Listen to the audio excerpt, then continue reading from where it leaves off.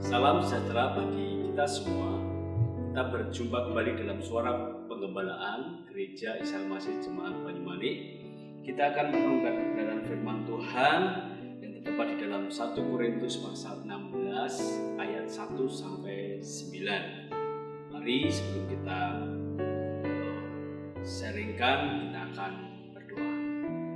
Terima kasih Tuhan, kami mengucap syukur buat kesempatan yang indah ini. Kami boleh mendengarkan Tuhan, dan sebentar Tuhan hamba mentaburkan nama Kristus. Kami boleh mengucap syukur. Haleluya, amin.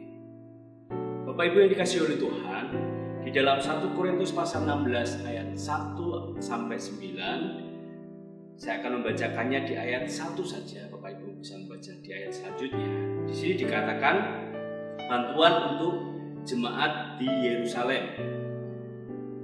Tentang pengumpulan uang bagi orang-orang kudus, hendaklah kamu berbuat sesuai dengan petunjuk-petunjuk yang diberikan kepada jemaat-jemaat di Galatia.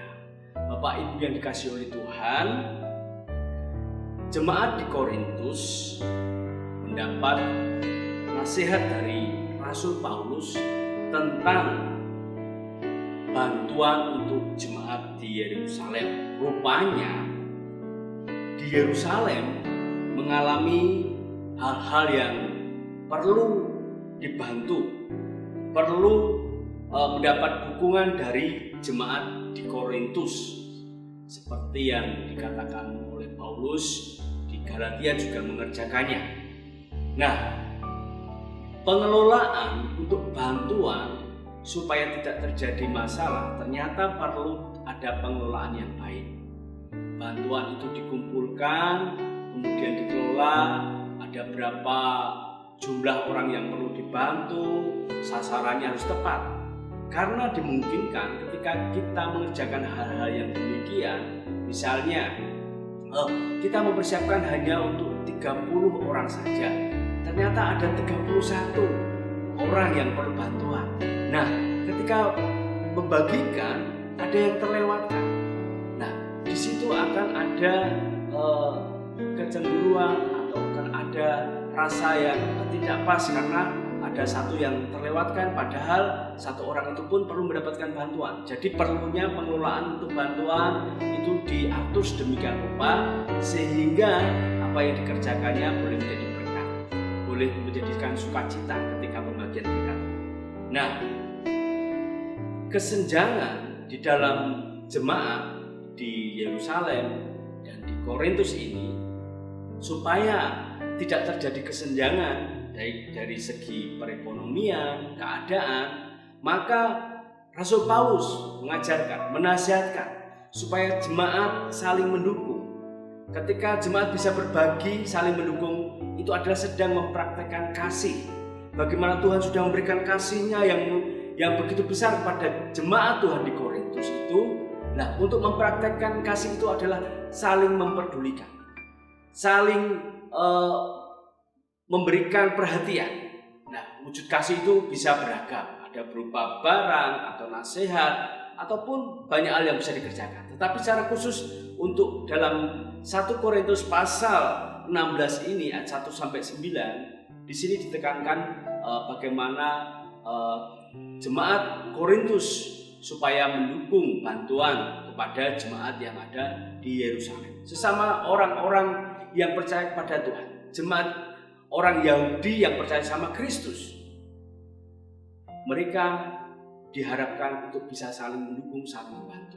Nah, dari situ akan dilihat bagaimana kerjasama yang baik, saling peduli, saling memperhatikan, saling mengasihi, itu akan terwujud. Jadi jemaat yang di Korintus juga diberkati, pun demikian jemaat yang di Yerusalem, sehingga tidak ada kesenjangan antar jemaat baik di Korintus maupun di Yerusalem. Demikian juga di Galatia ataupun di manapun sesama orang percaya kepada Tuhan, Rasul Paulus menghimbau, menasihatkan agar ada kerjasama yang baik, ada kepedulian, ada kasih, dan saling mendukung di dalamnya. Bapak Ibu yang dikasihi oleh Tuhan, pun demikian dengan gereja kita, Gereja Isa Al-Masih Banyumanik. Firman Tuhan hari ini mengingatkan kepada kita, jemaat Banyumane yang notabene ada di gereja Indo, memiliki pos PI. Nah, contohnya di Karangroto. Bisa, kalau di Karangroto gerejanya yang berlebih atau terberkati, bisa mendukung di Banyumane. Atau sebaliknya, yang Banyumane berlebih terberkati, bisa mendukung jemaat Tuhan yang ada di Karangroto. Nah, ketika ada kerjasama yang baik yang saling mempedulikan, kasih itu diwujud nyatakan, maka saya yakin dan percaya berkat Tuhan akan semakin mengalir di kehidupan jemaat Banyumane. Dan bisa dirasakan dampaknya, bahwa ada ikatan di dalam Tuhan, ikatan kasih mesra di dalam Tuhan. Nah, untuk itu perlu bagian-bagian yang untuk mengelola seksi diakonia, bisa mempedulikan, bisa mengelola hal-hal yang demikian sehingga gereja ini boleh berdampak.